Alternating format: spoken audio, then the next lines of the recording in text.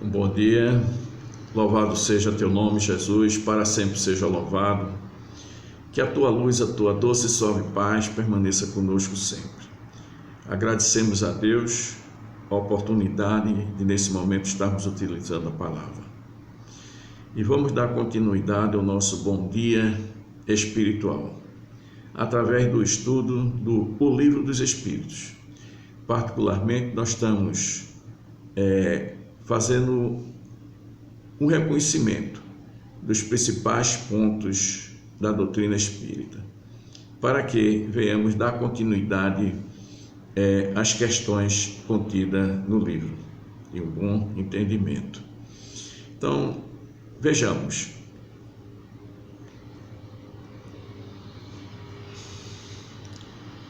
Os espíritos encarnados habitam os diferentes planetas do universo, enquanto que os espíritos desencarnados não ocupam uma região determinada nem definida no mundo espiritual. Eles estão em todos os lugares, no espaço e ao nosso lado também. Alguns convivem conosco e fazem parte do nosso dia a dia. É toda uma população invisível que se movimenta ao nosso redor. Inacreditável, né? Mas nós já sentimos isso, principalmente os médios que têm maior sensibilidade. Os espíritos estão permanentemente agindo sobre o mundo moral e sobre o mundo físico. Atuam sobre a matéria, sobre o pensamento e constituem uma força grandiosa da natureza. São responsáveis por uma série de fenômenos, até então inexplicados ou mal explicados, e que apenas encontram solução racional no estudo da ciência espírita. As relações dos espíritos com os homens são constantes.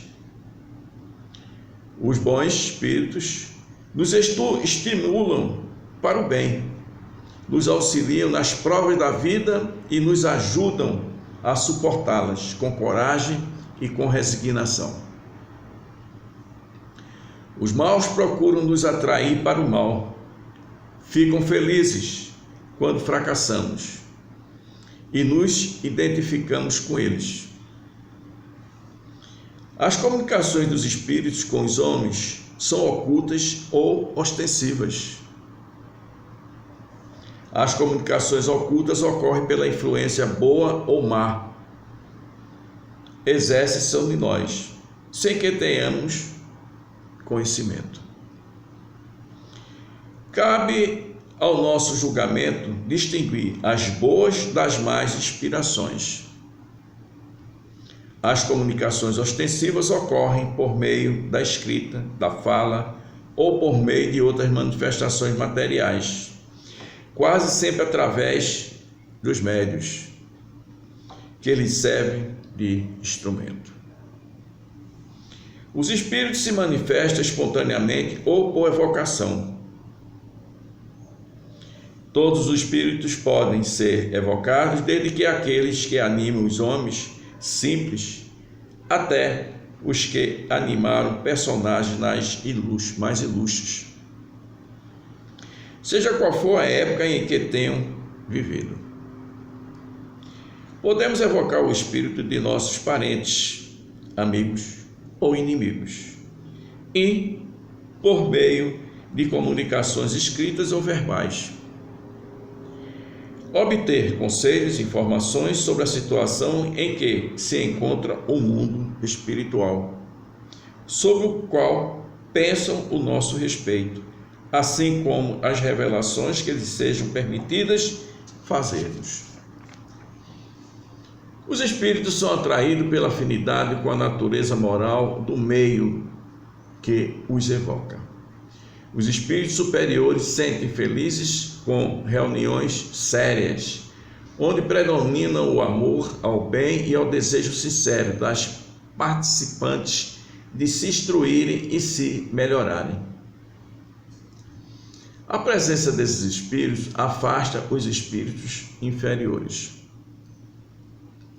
Quando os espíritos superiores se afastam, os inferiores encontram livre acesso e podem agir com toda a liberdade entre as pessoas fúteis ou guiadas pela curiosidade, e em qualquer lugar onde predominam os maus instintos. Não podemos esperar bons conselhos e informações úteis de espíritos inferiores. Deles só é possível esperar futilidades, mentiras, brincadeiras de mau gosto e toda sorte de mistificações, visto que com frequência utilizam nomes respeitados e conhecidos com a finalidade de melhor nos induzir em nossos erros. É extremamente fácil distinguir os espíritos bons dos maus. A linguagem dos espíritos superiores é sempre digna, sobreimpregnada das mais alta moralidade e isenta de qualquer paixão inferior.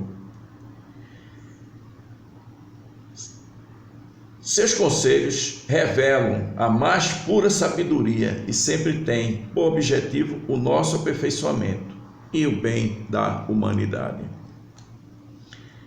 A linguagem dos espíritos inferiores é vulgar, inconsequente e até mesmo grosseira.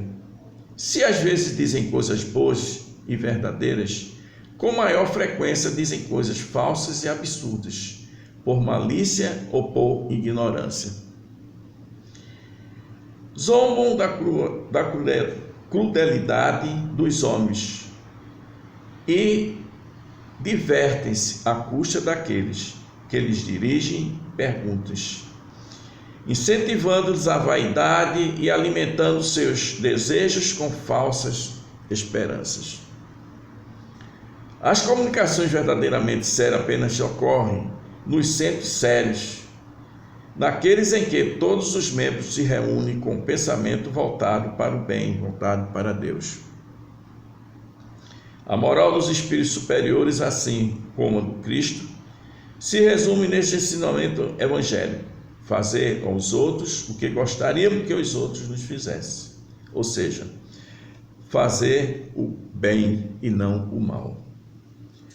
O homem encontra-se nesse princípio uma regra universal de conduta, mesmo para as suas menores ações.